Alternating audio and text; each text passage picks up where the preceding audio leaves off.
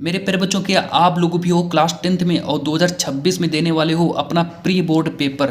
और वो भी अगर आप लोगों को अपना प्री बोर्ड पेपर, अगर आप लोगों को अपना गणित का प्री बोर्ड पेपर देने वाले हो, तो ये जो क्लास है आप लोगों के लिए सबसे ज़्यादा महत्वपूर्ण होने वाली है। अगर फाइनली देखो अगर आप लोगों का अभी तक अगर आप लोगों का मैथ का प्री बोर्ड पेपर नहीं हुआ है, तो यहाँ पर हम लेकर के आ गए हैं गणित का प्री बोर्ड पेपर। आप लोगों को पूरा का पूरा पेपर मैं सॉल्व कराऊंगा। इस पेपर के जितने भी क्वेश्चन हैं मैं सबको सारे के सारे प्रश्न आप लोगों को दिखाने वाला हूँ।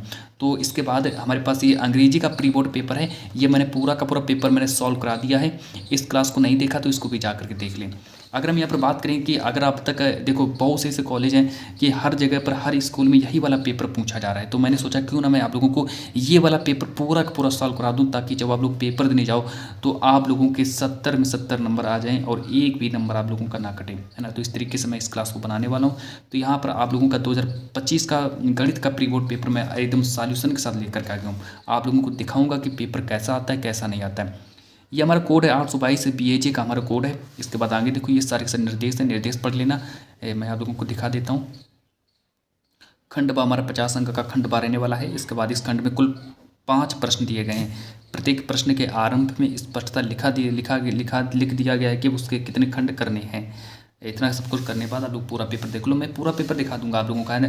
देखो जितने भी बच्चे अभी तक आप लोगों के पेपर नहीं हुआ है, कई कॉलेजों में अभी तक प्री बोर्ड पेपर स्टार्ट नहीं हुए हैं, तो यहाँ पर देखो जितने भी कॉलेज में जो प्री बोर्ड पेपर जो आ रहे हैं सेम बिल्कुल ऐसा ही पेपर आ रहा है, बिल्कुल सेम यही पेपर आ रहा है। सारे सारे स्कूलों में यही पेपर आ रहा है।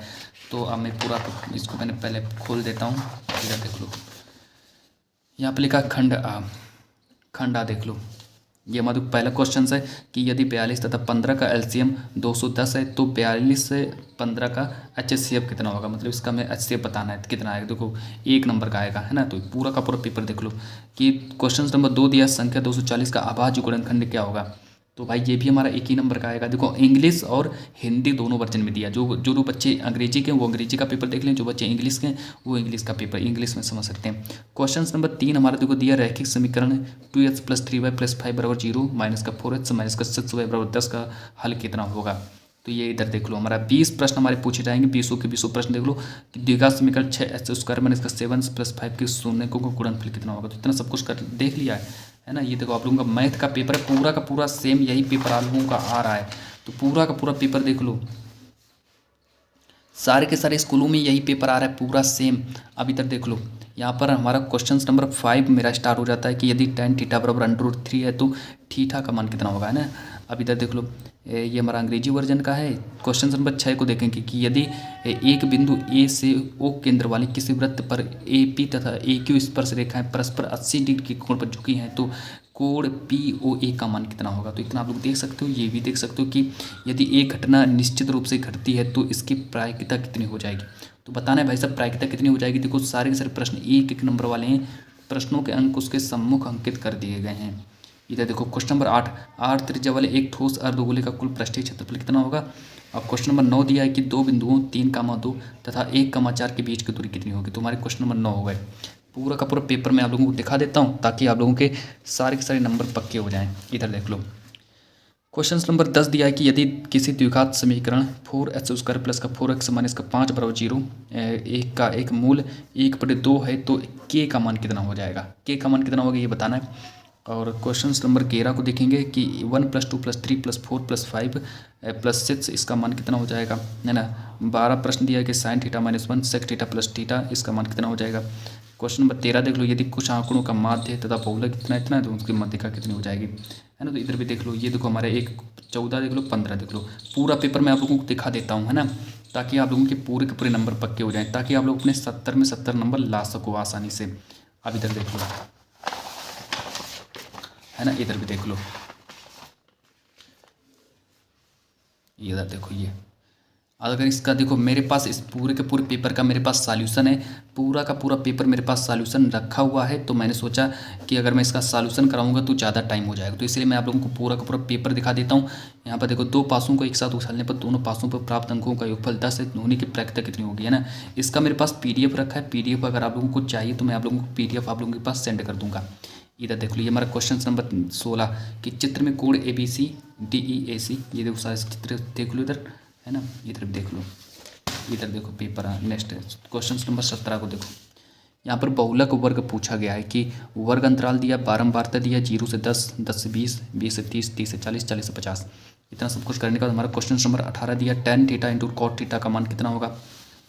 क्वेश्चन नंबर 19 दिया, ये हमारा एलसीएम पूछा गया है ना। एलसीएम के बाद क्वेश्चन नंबर 20 हमारा दिया है कि यदि बिंदु 2,3, 4, 6, 6 इस तरह के का मान कितना हो जाएगा। अब इधर देखना आगे, ये हमारा जो खंड बा भी हमारा 85 नंबर का आता है। खंड बा जो होता है वो का मेरे 50 नंबर का आएगा। सभी खंड कीजिए, देखो यहाँ पर लिखा है सभी खंड कीजिए। यहाँ पर प्रश्नों का अंक उसके सम्मुख अंकित हैं 2+2+2 अंक का, कि सिद्ध कीजिए कि √3 एक अपरिमेय संख्या है। क्वेश्चन नंबर बी को देखेंगे कि द्विघात समीकरण x² - 3 के शून्यकों तथा गुणांकों के बीच संबंध ज्ञात कीजिए। अब क्वेश्चन नंबर सी देखो, सिद्ध कीजिए कि 1 + sec बटे sec sin² a बटे 1 - cos a का मान कितना हो जाएगा। ये हमारा डी वाला सवाल देख लो, ये भी हमारा 2 ही नंबर का आता है पेपर में। और एफ नंबर वाला देख लो, यदि बिंदु XY बिंदु 3,6 तथा -3,4 से समदूरस्थ हो तो XY के बीच संबंध ज्ञात कीजिए। तो ये देखो हमारा 2 नंबर वाले प्रश्न है सारे के सारे, है ना। इधर नीचे देख लो, ये सारा ये हमारा इंग्लिश वर्जन में, ये हमारा हिंदी वर्जन में है। इधर देख लो, और ये हमारा तो अंग्रेजी वर्जन का है, इसको छोड़ो। ये देखो क्वेश्चन नंबर सेकंड का आंसर देखो। क्वेश्चन नंबर दूसरा हमारे यहाँ से स्टार्ट होता है, किन्हीं 5 खंडों को हल कीजिए, है ना।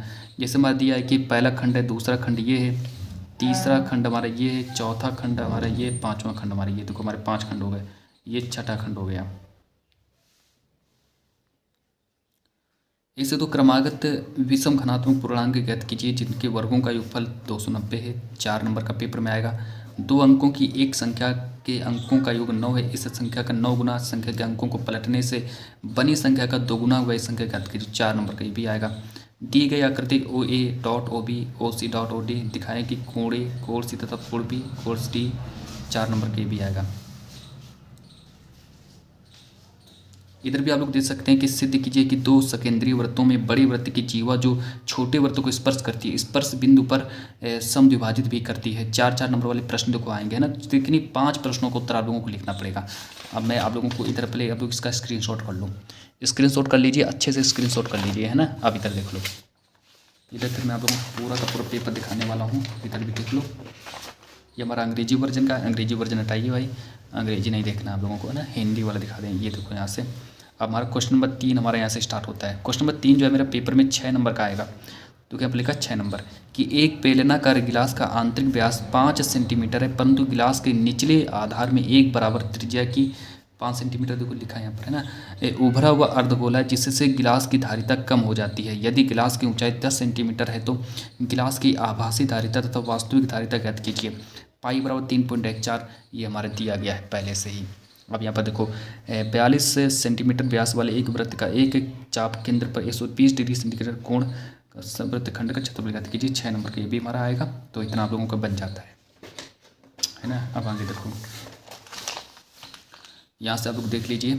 अब यहाँ पर देखो ये पूरा पेपर हमारा ये अंग्रेजी का है, और ये हमारा यहाँ पर देखो दिया है क्वेश्चन नंबर 4। क्वेश्चन नंबर 4 कहता है कि यदि 2 वर्गों के परिमाप का योग 68 मीटर है तथा उनके क्षेत्रफलों का योगफल 157 मीटर स्क्वायर है, तो दोनों वर्गों का की भुजाएं ज्ञात करो। अथवा करके दिया है ना। अभी हमारा अथवा करके ये दिया है। अब फिर हमारे एक और प्रश्न दिया है, क्वेश्चन नंबर 6 को देखेंगे कि एक आदमी ने 3250 रुपये का ऋण लिया, उसने पहले महीने 20 रुपये दिए, फिर वह प्रतिमाह 15 रुपये बढ़ाता गया, तो उसने कितना ऋण चुकता होगा। तो 6 नंबर का पेपर में आएगा ये वाला प्रश्न, है ना। चलो फिर इधर देख लो, इधर भी आप लोग देख लीजिए भाई, है ना। पूरा पेपर में दिखाने वाला हूँ आप लोगों को।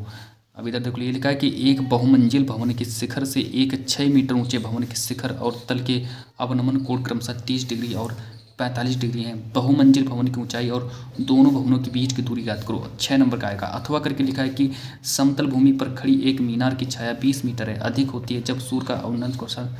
इतना पूरा पढ़ करके 6 नंबर का आएगा। तो बताइए भाई पेपर कैसा लगा आप लोगों का। 2026 का प्री बोर्ड पेपर है, मैथ का पेपर है, जो कि मैंने आप लोगों को पूरा का पूरा पेपर मैंने आप लोगों को बताया।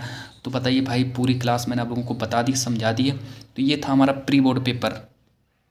तो चलिए भाई, जब तक के लिए मैं आज की इस क्लास को यहीं पर ही स्टॉप करने वाला हूँ।